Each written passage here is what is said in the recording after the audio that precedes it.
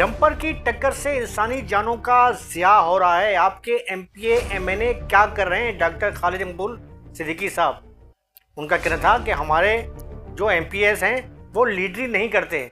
Senior साफी फरीद आलम का कहना था कि लीडरी तो सिर्फ अल्ताफ हुसैन करते थे और लीडर भी वही थे। ये कहना था कि प्रेस कॉन्फ्रेंस ख़त्म हो गई। आज का जो मेरा व्लॉग है इसी हवाले से है कि जो आज एमकेएम की जानिब से डॉक्टर खालिद मकबूल सिद्दीकी ने ऐलान किया है कि हम ईद को योम शौक के तौर पर मनाएंगे। वहाँ पर बानी एमकेएम अल्ताफ हुसैन का तस्करा कैसे हुआ, आफाक अहमद का तस्करा कैसे हुआ, वो आपके सामने में लाऊंगा, वीडियो भी लाऊंगा। उम्मीद है आपको पसंद आएगी। आपका भाई आफ्ताब हुसैन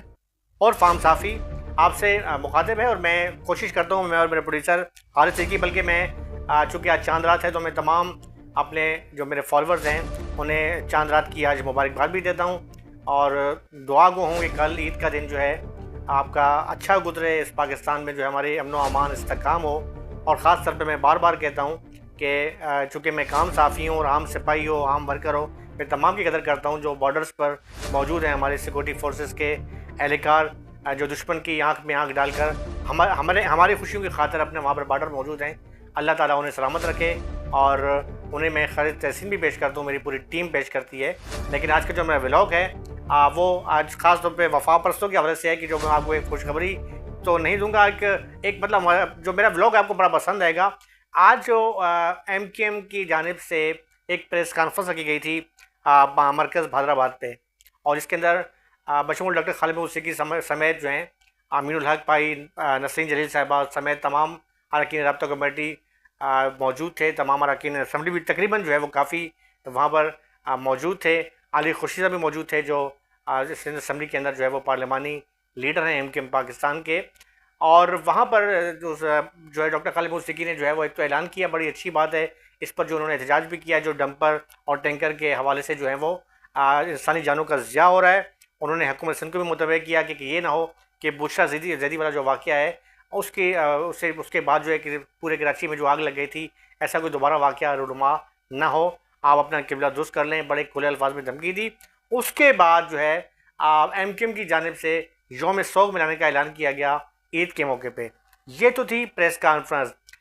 जब ख़त्म हुई, चूँकि मेरे पास भी बीट है और मैं इत्फाक से ज़रा लेट पहुँचा तो शायद मुझे वहाँ पर जगह नहीं मिली जहाँ हमारे रिपोर्टर साथी जो हैं वो मौजूद थे। खैर मैं कैमरामैन के साथ खड़ा हो गया और वहाँ पर आखिरी सवाल जवाब चल रहे थे। इसी दौरान हमारे बड़े अच्छे एक दोस्त हैं Farid Alam, is a most senior journalist हैं और फर्जंदे कराची हैं। और सबसे अच्छी बात है कि मैं अक्सर जो मैं हमारे साफ़ी बिरादरी में भी जो है मैं तनकीद करता रहता हूँ, लेकिन मैं वो साफ़ी के जो अखबारात से जो है वर्किंग जर्नलिस्ट हैं, जो अखबारात से चल कर इलेक्ट्रॉनिक मीडिया में आए, जिन्होंने अखबार के दौर देखे, उनकी मैं बड़ी कदर करता हूँ। और फरीद भी उन्हीं में से एक है कि जो एक तवील अरसे से लोकल गवर्नमेंट की बीट देख रहे हैं और उसके साथ साथ आजकल पॉलिटिकल तौर पे एमकेएम की बीट देख रहे हैं। बड़े हमारे बहुत अच्छे भाई हैं, बेबाक साफ़ी हैं और बड़े मुंह पर मतलब जो है चीज़ कहता है कि वो जो उनके कराची के हवाले से बात हो, मसाइल हैं, वो मुंह पर कह देते हैं। वो ये नहीं देखते कि लगाई झपटाई या खुश आमद से वो कौन सो दूर हैं और वर्किंग जर्नलिस्ट हैं। और मेरे ख्याल में मैं उनकी इसलिए भी कदर करता हूँ कि कराची के मसाइल को वो बहुत ज़्यादा उजागर करते रहते हैं बनिस्बत इनके कि जो कई साफ़ी जो होते हैं जो पैराशूटर होते हैं और रिमोट कंट्रोलर्स के जो हैं वो उनके गोदों में बैठ कर जो है वो सीनियरिटी के जो है वो तमगे ले लेते हैं और बाद में अपने ही साथियों को जो है वो खिलाफ जो है वो प्रोपेगेंडा भी करते हैं और अपने ही हवाले से एक सर्टिफिकेट बना के जो है माल भी कमा रहे होते हैं और वैसे साहूकार बने होते हैं। वो उनसे हटकर है फरीद आलम, अपनी जो भी उसने तरक्की की है मेरे ख्याल में अभी मेहनत से की है, तो मैं उसकी बड़ी कदर करता हूँ। बहुत अच्छा हमारा भाई है फरीद आलम ने आज जो कराची का साफ़ी है वो देख रहा था कि यहाँ पर जो है डंपर के टक्कर से जो है वाटर टैंकर की टक्कर से जो वाक़यात हुए, कहीं मियाँ बीवी का इंतकाल हो रहा है, कहीं वो बच्चा जिसने जो दुनिया में भी नहीं आया था उसकी लाश जो है वो जाती है, वो अपनी जान से हाथ धो बैठता है। तो यकीन तौर पर उसका दिल दुखा हुआ था। प्रेस कॉन्फ्रेंस ख़त्म होती है, वो सवाल करते हैं इसमें बानी एमकेएम अल्ताफ हुसैन का जिक्र तो खैर बाद में आया। पहले उन्होंने ये सवाल किया कि भाई जो कराची में जो वाक़यात हो रहे हैं पे दर पे, उस पर जो है आपके एमपी क्या हैं, आपके एमएनए कहाँ हैं? हम जहाँ भी देखते हैं हमें आफाक अहमद नज़र आते हैं। आफाक अहमद इस पर जो है वो 12 अप्रैल को जो है वो अमन के सफ़ेद झंडे की वजह से एक रैली भी निकाल लें। तो डॉक्टर खालिद मकबूल सिद्दीकी का जवाब था कि हमारे एमपी एमएनए जो हैं वो सियासत नहीं करते, वो ग्राउंड पर काम तो कर रहे हैं लेकिन सियासत नहीं करते। जिस पर उनका फरीद भाई का जवाब था कि भाई सियासत जो है या सियासी लीडर जो था वो तो सिर्फ अल्ताफ़ हुसैन था। ये कहना था कि प्रेस कॉन्फ्रेंस खत्म हो गई। पहले आप ये वीडियो देखें। आप सबसे दरख्वास्त करते हैं कि ईद सादगी से मनाएं इस दफ़ा। अच्छा खालिद भाई, ये बता दें, अभी आपने कहा एमक्यूएम कराची की स्टेक होल्डर जमात 22 सीटें हैं आपके पास और 22 की सीटें भी हैं। आप लोगों से एहतजाज की अपील कर रहे हैं, अपने आपके एमएनए एमपीएम किधर है, वो उन्होंने एहतजाज अब तक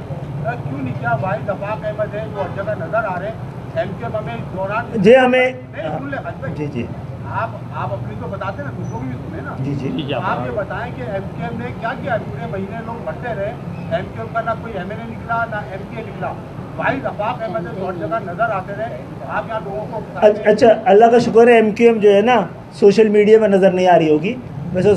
रास्तों में, सड़कों पे, घरों पे हर जगह गई है जहाँ जहाँ वाक़या हुआ है, और ऐवान अभी मैसर है, इसलिए वो हक करने का पहला जो है कर रहे हैं, अभी करने वाले, ईद की बात करेंगे।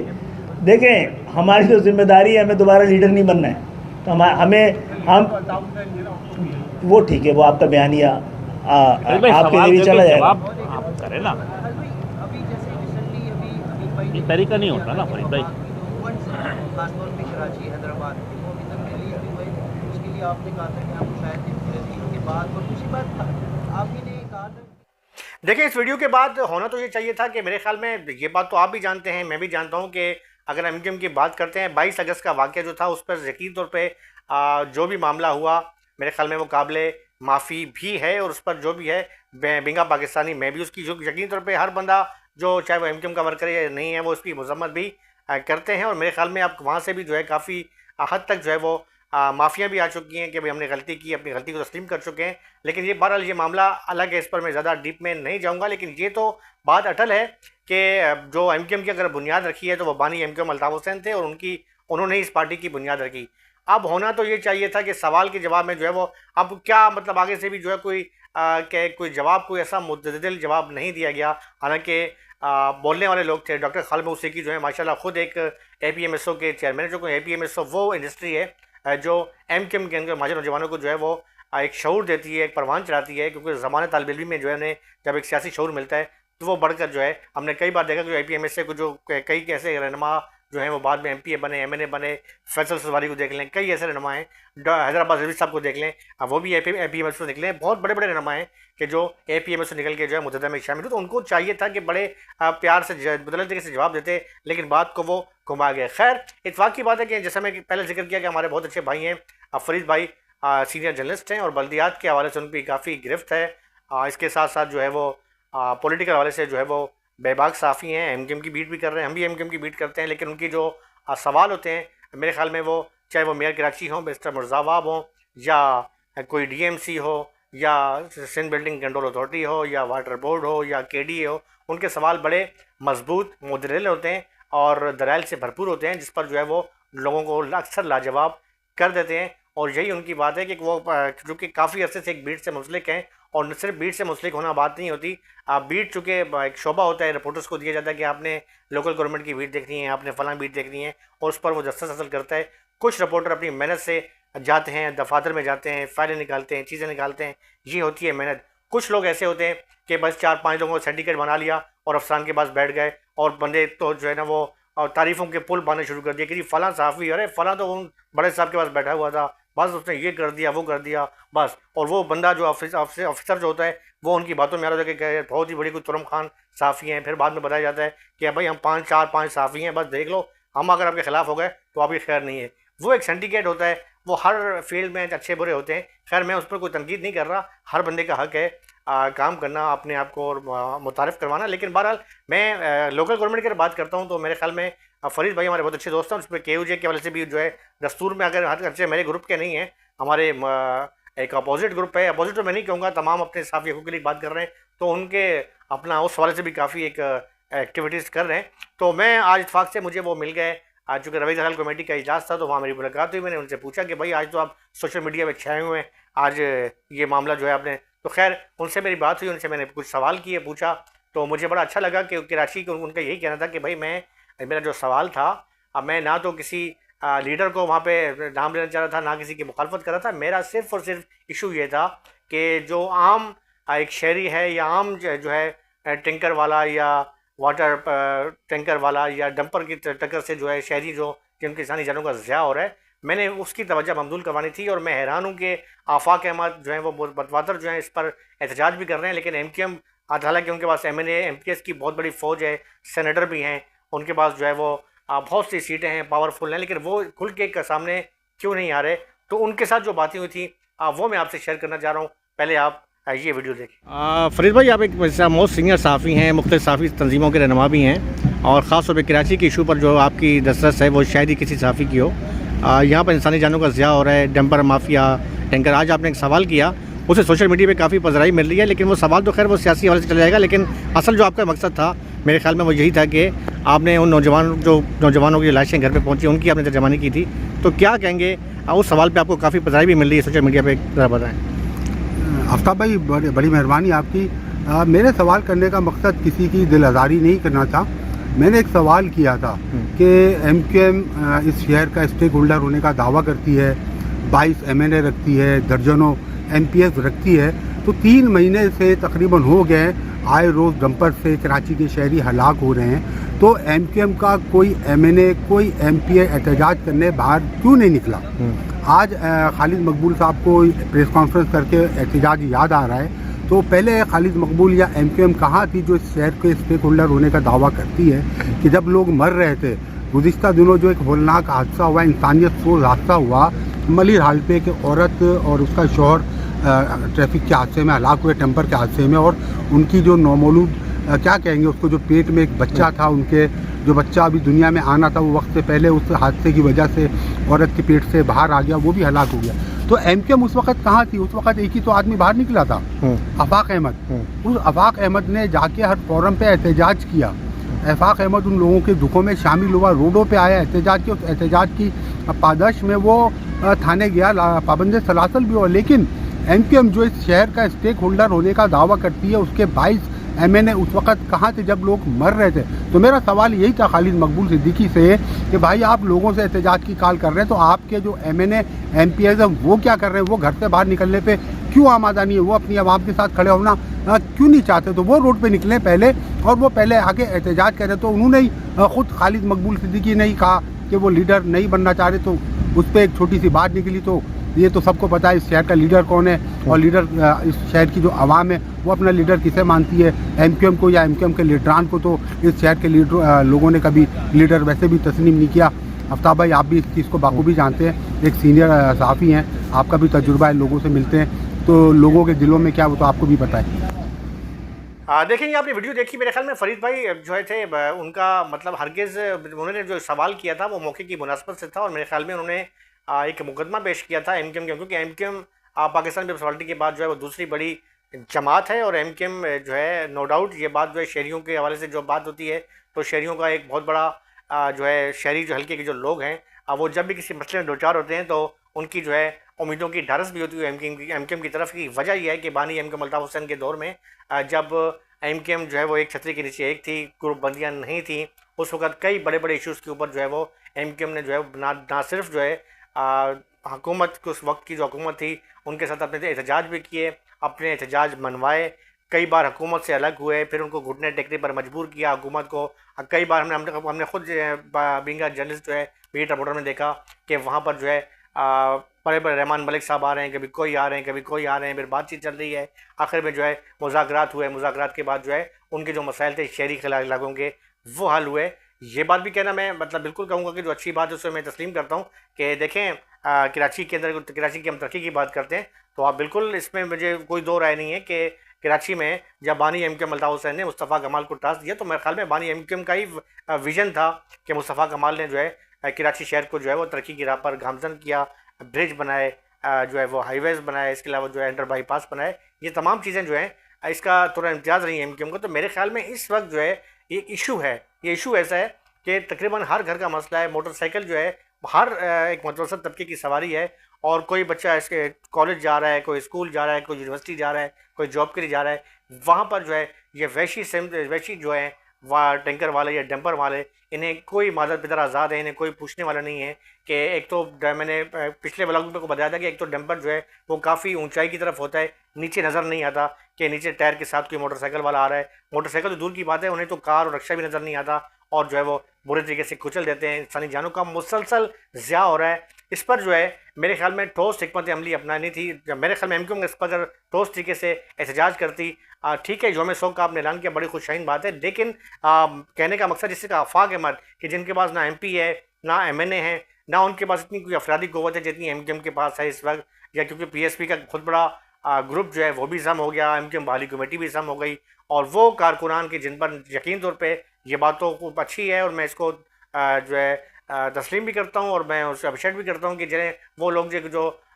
मुख्तलिफ लापता थे कई अरसे से, उन्हें जो है वो दोबारा जो है अपने अपनों से मिलवाने में जो है PSP जो साबिक थी उसका एक बहुत बड़ा किरदार था, डिस्ट्रीब्यूशन था, और बाद में जो है वो एमक्यूएम में शामिल हुई। तो उन कारकुनों की भी बहुत बड़ी तादाद है, उनके जो हामियों की, तो मेरे ख्याल में अफरादी क़ुव्वत तो है। ठीक है, माना बानी एमक्यूएम अल्ताफ़ हुसैन के जो फॉलोअर्स हैं उनकी जो एक तादाद जो है वो लोग नज़ाती लोगों का बहुत बड़ा एक समुंदर है जो खामोश होकर बैठा हुआ है, लेकिन ऐसा नहीं है कि आप जो है कोई मुजाहरा नहीं कर सकते, आप रैली निकाल सकते। आप इस इशू के ऊपर आफाक मन जिनके पास वो अफरादी क़ुव्वत नहीं है, लेकिन वो जिस तरीके से इस मसले को हाईलाइट किया, और आज जो है पूरे कराची में मैं देख रहा हूँ कि जगह जगह जो है वो बैनर लगे हुए हैं और कहा गया कि जी सफ़ेद झंडे का